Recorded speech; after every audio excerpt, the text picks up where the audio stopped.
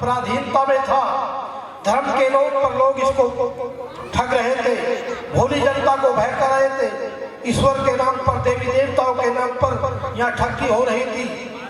ऐसे भयंकर समय में स्वामी दयानंद महाराज का पदार्पण हुआ, जिस समय इस देश में 999 मरते और भोली जनता को ठग रहे थे, भोली जनता को लोग लूट रहे थे। तो स्वामी दयानंद जी ने आकर के इस देश की दशा को देखा, इस देश की दयनीय दशा को देखा कि इस देश में तो हमारे देश में क्या हो रहा है। नारी जाति को पढ़ने का अधिकार नहीं है, वेद मंत्र सुनने का अधिकार नहीं है। स्त्री शूद्रवाद्यता के नारे लग रहे थे कि स्त्री को, शूद्र को वेद पढ़ने का अधिकार नहीं है। केवल जन्मजात ब्राह्मणी वेद पढ़ सकता है, वो गायत्री मंत्र का उच्चारण कर सकता है। ये द्वार किसने खोले? इस दयानंद जी महाराज की कृपा हुई। स्वामी दयानंद जी महाराज ने हमको पढ़ने लिखने का मौका दिया, शिक्षा के द्वार खोल दिए। आज जो कन्या गुरुकुल है, बड़े बड़े महाविद्यालय हैं, ये स्वामी दयानंद की देन है। ये स्वामी दयानंद का जादू चल रहा है।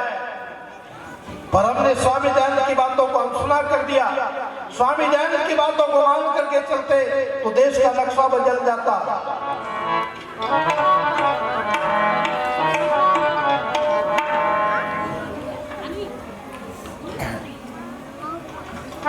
और सबसे ज्यादा माताओं की वकालत करी स्वामी दयानंद महाराज ने।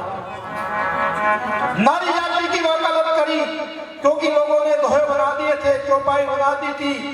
ढोल गमार पशु शूद्र नारी, ये सब ताड़न के अधिकारी के ढोल को, गमार को और स्त्री को जितना पीटोगे उतना ठीक रहेगा।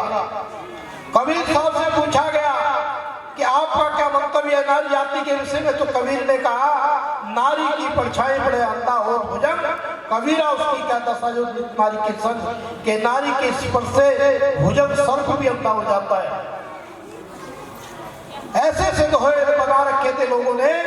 आदिपुरा शंकराचार्य से पूछा, उन्होंने कहा ये तो नरक की द्वारी है, नरक का द्वार है नारी। तो एक राजस्थान के बागड़ी से पूछ लिया, उसने कहा, उससे पूछा कि आप क्या कहना चाहते हो? उसने कहा ज्वार का छाछ लो, गांडी का पाट लो, औरत का काट लो, जितना ठोको उतना ठोको। ऐसे ऐसे दोहे बना रखे थे। पर जब मेरे ऋषि दयानंद जी से पूछा गया, गुरुवर दयानंद जी से पूछा, तो उन्होंने मनुस्मृति का प्रमाण दे करके कहा, यत्र नारी पूजन्ते रमन्ते तत्र देवता।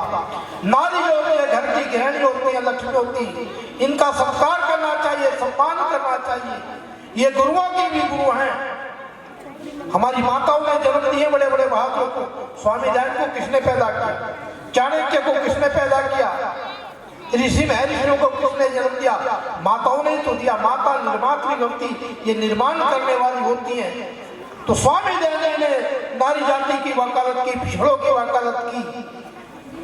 जिनको वेद पढ़ने का अधिकार नहीं था, उनके हाथ में स्वामी दयानंद ने वेद ला करके दे दिए, वेद का अधिकार दे दिया पढ़ने का।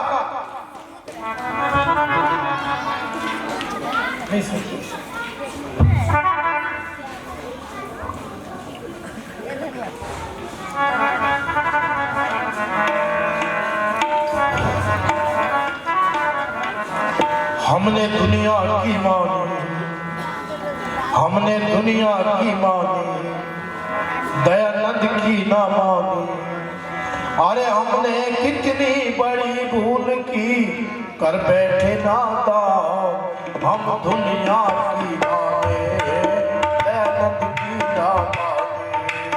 हम दुनिया की माने, दयानंद की ना माने। अरे हमने कितनी बड़ी भूल की, कर बैठे नाता हम दुनिया की माने, दयानंद की ना माने।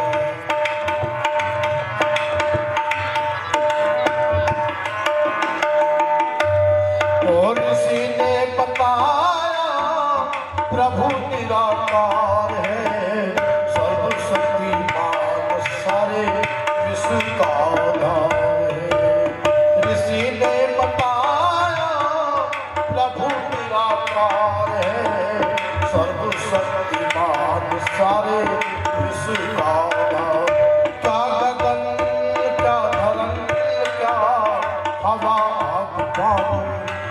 हमने कितनी बड़ी भूल की, कर बैठे नादान हम दुनिया की बातें, दयानंद की बातें।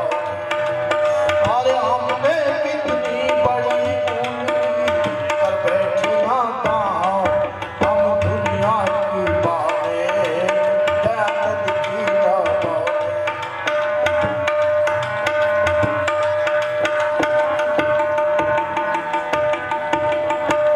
रिसीवर ने पिछड़ों को गले से लगाया, मगर हमने अपनों पे खंजर चलाया।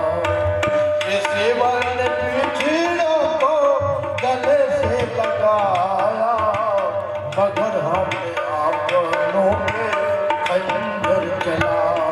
ओ नहीं समझा इसी में, ओ नहीं समझा इसी में क्या है नागुमानी। अरे हमने कितनी बड़ी भूल की, कर बैठे नादान हम दुनिया की माने, दयानंद की ना माने। अरे हमने कितनी बड़ी भूल की, कर बैठे नादान हम दुनिया की माने, दयानंद की ना माने।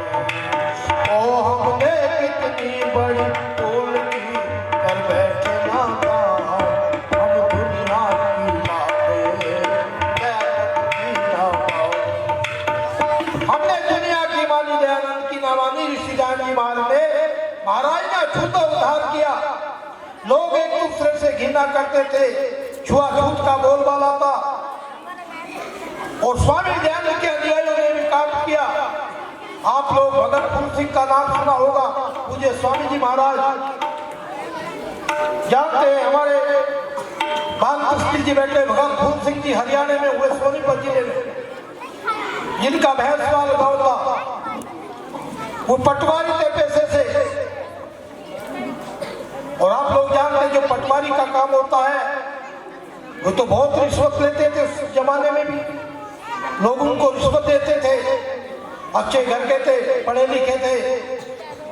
आर्य समाज के पानीपत में आर्य समाज का कार्यक्रम चल रहा था। सवेरे से भगत फूल सिंह जी निकले जा रहे थे, उनके साथी थे।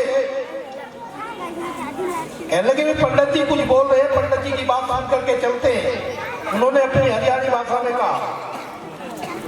पंडित जी के विचार सुनते हैं भगत फूल सिंह भी और उनके साथी भी आर्य समाज पानीपत में चले गए। और वहाँ पंडित जी बोल रहे थे, ये जो पवित्र के विषय में जिन्हें दे रहे थे उन लोगों को भी, ये जो संस्कार कर रहे थे, जिन्हें संस्कार भगत फूल सिंह के साथियों ने भगत एक जनेऊ लेकर के, ये जो पवित्र लेकर के, और महात्मा भगत फूल सिंह के गले में भी गेर दिया पटवारी साहब के। और भगत फूल सिंह कहने लगे, पटवारी जी कहले भाई आपने मेरे गले में गेर दिया, पंडित जी इसके नियम धर्म तो बता दो कुछ, कि भाई रिश्वत नहीं लेनी चाहिए, शराब नहीं पीनी चाहिए, झूठ नहीं बोलना चाहिए। भगत फूल सिंह ने कहा भाई बहुत बढ़िया, अब ये तो जीवन, इनको क्या बता, जीवन बदलने जा रहा है।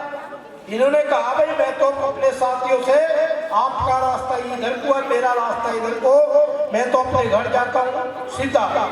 अब ये पटवारी फूल सिंह अपने घर चले गए और इन्होंने जिन लोगों से रिश्वत ली थी उनके घर घर जा करके रिश्वत वापस कर दी।